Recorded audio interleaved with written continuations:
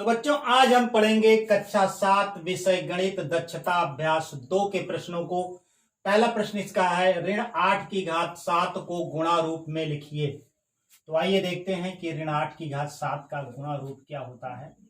ऋण 8 की घात 7 ये बराबर हो जाएगा, घात 7 है, इसका अर्थ ये होगा कि ऋण 8 का ऋण 8 में 7 बार गुणा होगा। तो करते हैं गुणा, ऋण 8 गुणे ऋण 8 गुणे ऋण 8 गुणे ऋण 8 गुणे ऋण 8 गुणे ऋण 8 गुणे ऋण 8। तो 1 2 3 4 5 6 7, 1 2 3 4 5 6 7। तो ऋण 8 का ऋण 8 में 7 बार हमने गुणा कर दिया, यही इसका गुणा रूप है। आइए हम बढ़ते हैं प्रश्न 2 की तरफ। तो प्रश्न 2 कहता है कि ऋण 1 की घात 999 का मान ज्ञात कीजिए। तो ऋण 1 की घात 999 का मान होगा ऋण 1 होगा। ऋण 1 की घात 999 का मान ऋण 1 होगा, क्योंकि ऋण 1 की घात विषम संख्या होने पर, विषम संख्या, इसका मान ऋण 1 ही होता है। यहां पर 999 एक विषम संख्या है, यह 2 से नहीं कटेगी। जो संख्याएं 2 से नहीं कटती हैं उन्हें विषम संख्याएं कहते हैं। तो ऋण 1 की घात विषम संख्या होने पर उसका मान ऋण 1 ही होता है, जैसा कि हमारा सूत्र कहता है ऋण 1 की घात विषम संख्या बराबर ऋण 1 होता है। आइए हम बढ़ते हैं, इसका आंसर हो गया ऋण 1, आंसर बराबर हो गया ऋण 1। आइए हम बढ़ते हैं तीसरे प्रश्न की तरफ। तीसरा प्रश्न हमारा है 3 की घात 8 गुणे 3 की घात 12 का आधार 3 पर घातीय संकेतन लिखिए। तो 3 की घात 8 गुणे 3 की घात 12 बराबर हो जाएगा 3 की घात 8 धन 12। यहां पर घातांक का नियम लागू हुआ है, a की घात m गुणे a की घात n बराबर होता है a की घात m धन n। यानी एक ही आधार पर घातीय संकेतन वाली संख्याओं का गुणा करते समय घातांकों को जोड़ लिया जाता है। तो इस प्रकार से ये मान हो जाएगा 8 और 12 मिलकर के कितना हो जाएगा, 20 हो जाएगा। तो हमारे तीसरे प्रश्न का आंसर हमको प्राप्त हो गया है 3 की घात 20।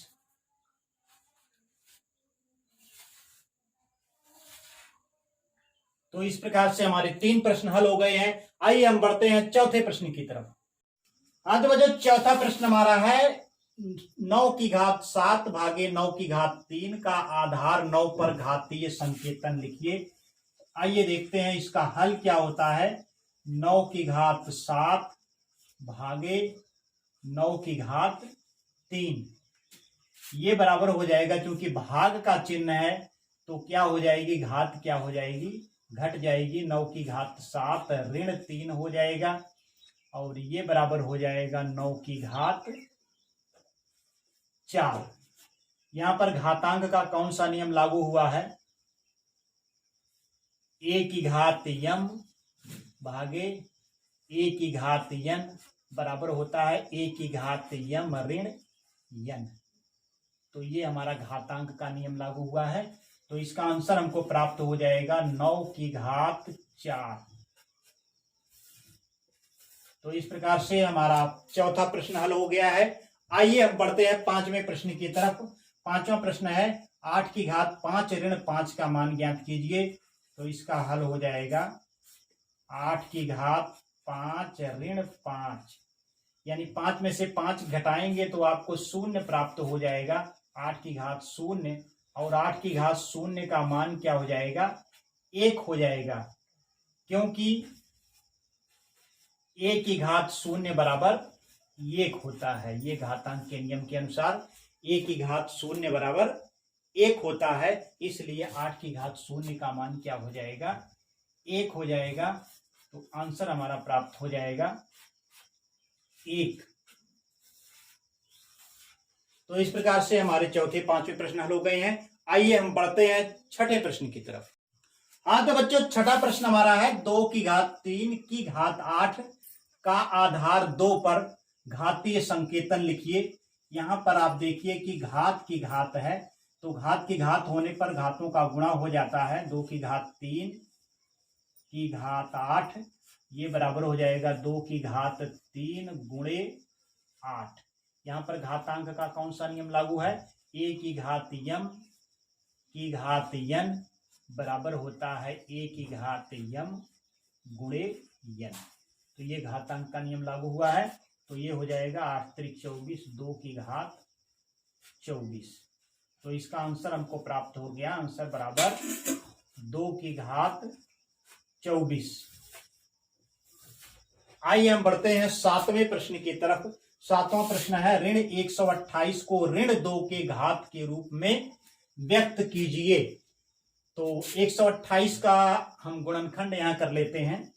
128 2 से काटिए तो 2 छक 12, 2 चौक 8, फिर 2 से काटिए, 2 तिहाई 6, 2 दूना 4, फिर 2 से काटिए, 2 एक 2, 2 छक 12, फिर 2 से काटिए, 2 अट्ठे 16, फिर 2 से काटिए, 2 चौक 8, फिर 2 से काटिए, 2 दूना 4, यानी 1 2 3 4 5 6 7, 2 का 2 में 7 बार गुणा। और चूंकि यह ऋणात्मक चिन्ह है तो ऋण 128 बराबर हो जाएगा हमारा ऋण 2 गुणे ऋण 2 गुणे ऋण 2 गुणे ऋण 2 गुणे ऋण 2 गुणे ऋण 2 गुणे ऋण 2।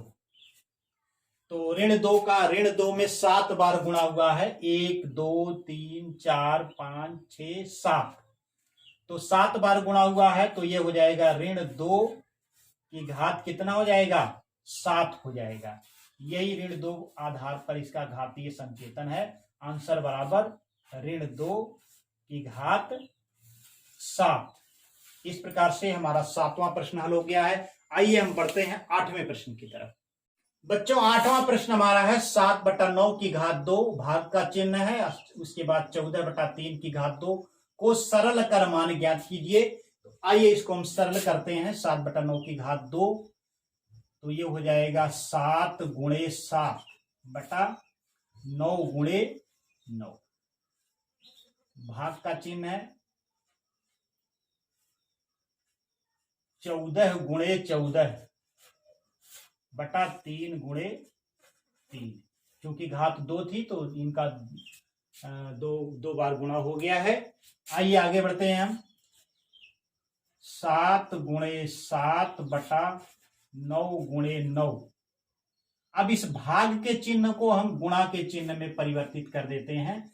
ऐसा करने से जो संख्या हर में है उसे अंश के स्थान पर लिख दिया जाता है, और जो अंश में है उसको हर के स्थान पर लिख दिया जाता है। और ये भाग का चिन्ह क्या है? गुणे में परिवर्तित हो जाता है। तो ये 3 गुणे 3 हर में है, तो इसको हमने अंश में कर दिया। उसके बाद 14 गुणे 14 अंश में है, तो इसको हम क्या करेंगे? हर के स्थान पर लिख देंगे। और ये चिन्ह जो हो जाएगा भाग का चिन्ह गुणे में परिवर्तित हो जाता है। तो आगे बढ़ते हैं। अब आप यहां पे 3 से काट दीजिए, 3 त्रिक को 9 और 3 एकन्नन 3, और ये 7 से कट जाएगा। 7 दूना 14, 7 दूना 14, ये आपको बराबर हो गया। ऊपर 7 दोनों खत्म हो गए और 3 भी समाप्त हो गया। इसका अर्थ है 1 बचेगा ऊपर, 1/9 गुणे, यहाँ पे 9 समाप्त हो गया है तो 2 यहां बचा है, 2 यहां बचा है, 2 गुणे 2, ये बराबर हो जाएगा 1/9 दूना 18 और 18 दूना 36, 1/36 हमें प्राप्त हो गया। तो यही हमारा आंसर हो जाएगा। आंसर बराबर 1/36। तो इस प्रकार से हमारा 8वां प्रश्न भी हल हो गया है। शेष प्रश्नों को लेकर एक नए वीडियो के साथ पुनः मिलेंगे। तब तक के लिए नमस्कार, धन्यवाद।